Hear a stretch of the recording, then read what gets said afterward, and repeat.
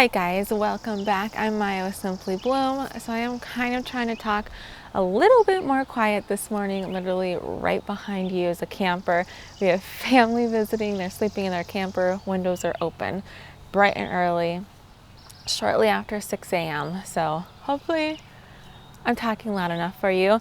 Today I'm going to be planting 3 peonies and 1 lilac. Now we had flash floods yesterday. For Minnesota, we had flash floods yesterday. Let me rephrase that. I'm sure a lot of people get it way worse than what we did. 3 inches of rain. But what's weird is we've had 3 inches of rain before and we never had flooding like that. Right off to the side here is my garden, and it was filled with water. Luckily, a lot of that water's gone down. There's still a little bit of flooding, but hopefully by the end of the day, it will be fine. Hopefully my seedlings will be fine. So I just want to go through, talk about the peonies and lilac that I am going to be planting. So just starting right here, this is an interesting peony. The tag says Mac Double Pink Peony. Now, I tried my hardest to Google what that actually is, and I could not find an actual legitimate peony, but it did bloom. So I'll pop up the video of the bloom that I got for you guys.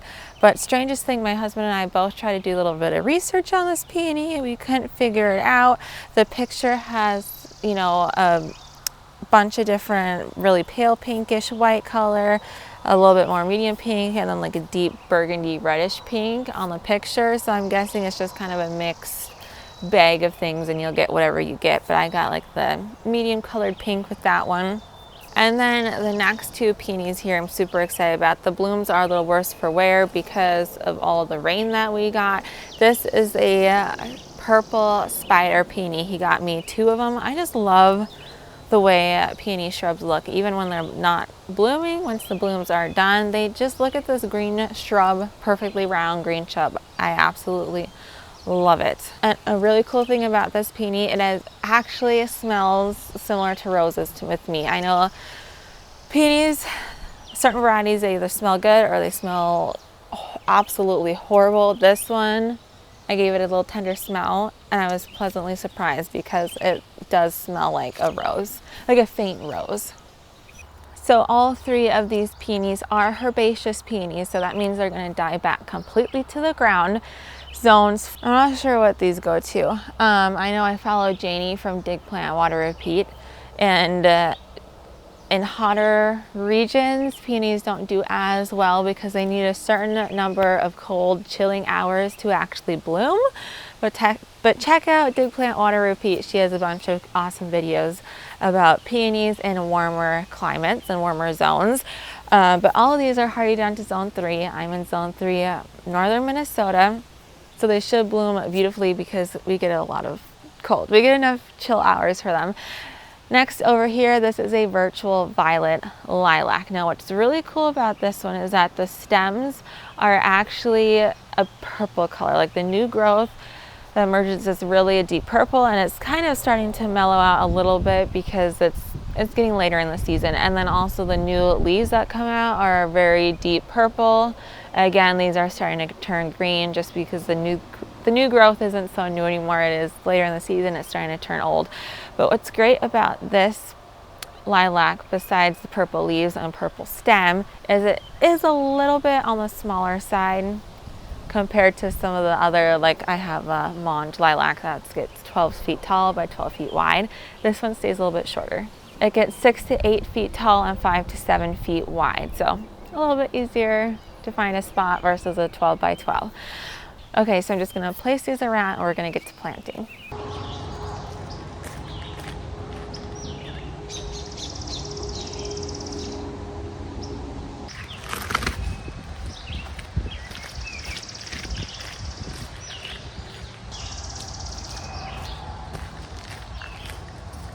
So right here, I never really show this that much, but this is kind of right in front of the horse pasture. We have an apple tree.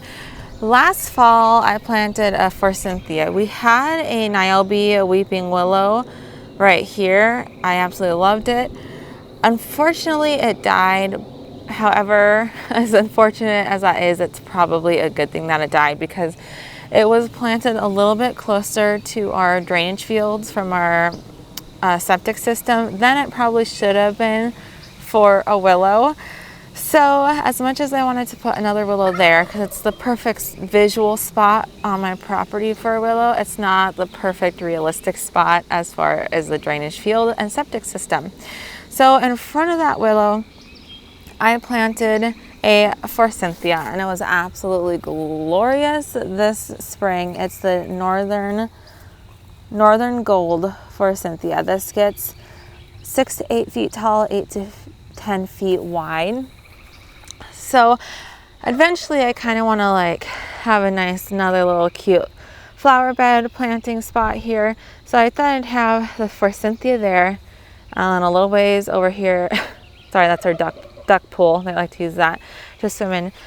Like somewhere over here, I was thinking of planting the lilac. So you'd have this nice big shrub, and then like plant in front of it eventually. So since the forsythia gets 8 to 10 feet wide, I need to go at least 5 feet this way because it'll go 5 feet on either side. And then this gets 5 to 7 feet wide, so I need to do at least another 3.5 feet. So 5 feet plus another 3.5 feet. Let's step it out. For those of you who don't know yet, I'm not about measuring, but I will measure with my steps. My husband laughed at me. We were setting up arbors in the cut flower garden. I have 4 arbors, and I'm like, let's figure this out. So I stepped it off and said it's this many steps, which means it's about this many feet. And he laughed at me. Well, guess what? He pulled out this long tape measure, measured it off the proper way, like you should, and I was within, I think it was like 6 inches of what he measured. Yeah, I'd say that's pretty good. Okay, so my steps are about 3 feet, so I figured, you know, if I need to go 5 feet, about 1.5 steps is a good 5 feet, and then another 3.25 step to get the 3.5 feet. So I'm just going to start right at the base of this forsythia. What did I say? 1.5 steps are 5 feet. So 1 and approximately a half-ish. I don't mind if there's a little bit of space in between. So there's, boom, 5 feet. And then another, you know what, I'm going to go another 5 feet because I don't mind. I don't necessarily want them to be touching. So we're going to do another 1.5 steps. 1. Oh, right where I put it, you guys. That's like perfect. Okay. All right. I'm just going to start planting right here.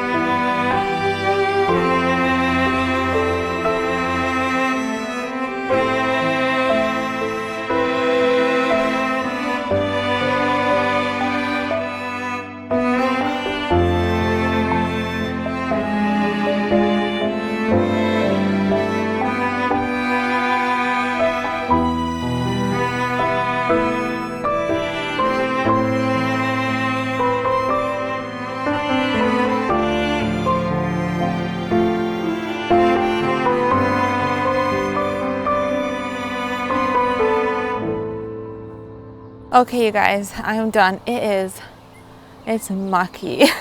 I should have done like a June garden tour today instead of trying to plant because it's mucky. Let me kind of show you what I did. So first, I didn't really do this one. It was so mucky. I was kind of tired of digging in just straight mud. So I popped the McDouble pink peony here because I'm playing around with the idea of having a peony here. So there's my Mange lilacs. There's 3 there in a clump. My husband really wants like that clumping multi-trunk effect. And then I do kind of want to come in and trim off these lower limbs because I want to do more of a tree form. There are still tulips, daffodil foliage in here, and obviously weeds. I mean, I just showed a dandelion weed.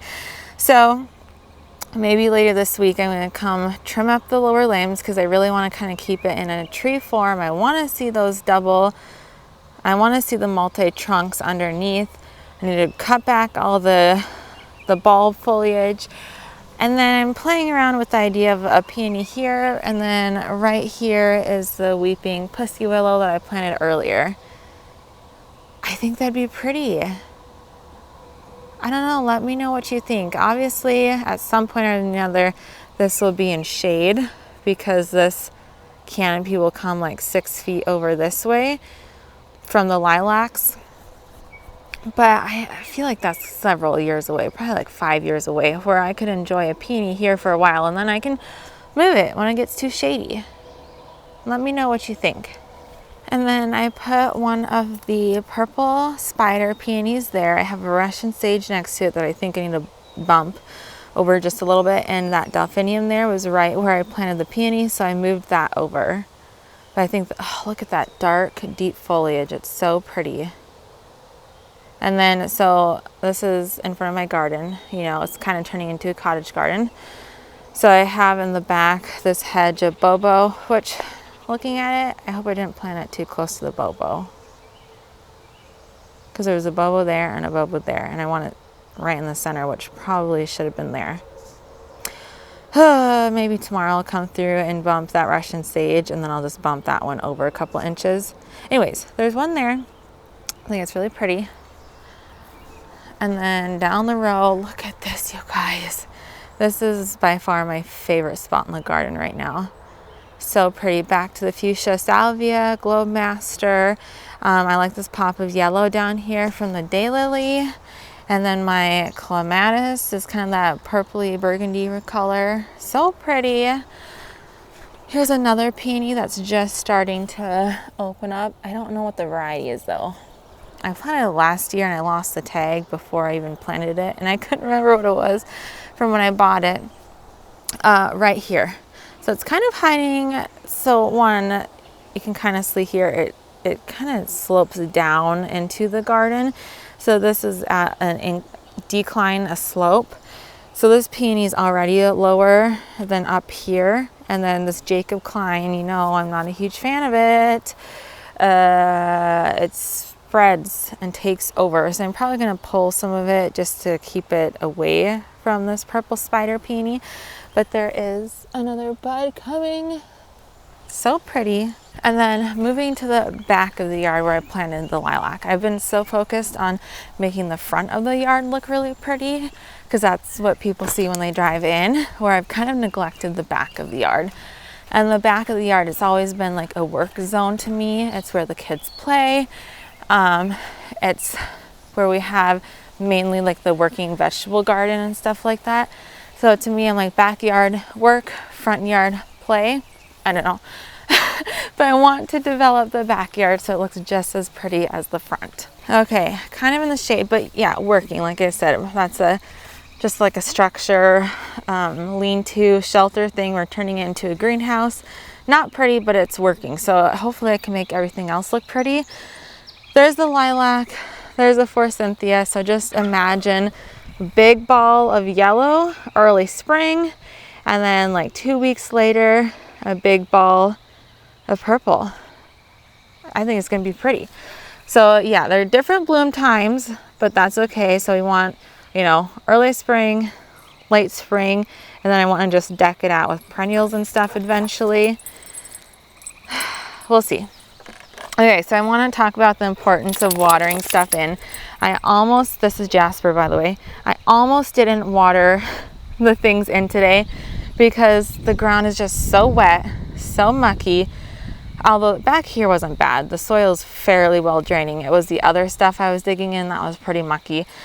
So I almost didn't water it in because the ground was already so saturated, and I had a bucket of water nearby. If the bucket wouldn't have been nearby, I probably wouldn't have watered it in. But when I poured it in onto the ground, it found an air pocket. So if you have an air pocket, all that water will instantly pull into the air pocket, and it's really important that you pack that soil in around that air pocket. You do not want roots exposed to air whatsoever, and if there's an air pocket in the ground around your plant, that's not good. So I wouldn't have even noticed that air pocket if I wouldn't have watered it. Instantly all the water pooled, it just made this hole in the soil. So I'm thankful I watered it in. Even if it's a hassle, even if you think the ground's wet enough, water it in because it will expose those air pockets and it just kind of settles the soil around it. But that is it for today, I guess. I'm sorry, I feel like this video is very short. Maybe I should have done something else besides planting after floods. 3 inches of rain, which again, it was weird. We've had 3 inches of rain in 24 hours before and it never flooded the garden like that. It was so weird, so weird. But that is it. Thank you so much for watching. I hope you all have a great day and I'll see you next time. Bye.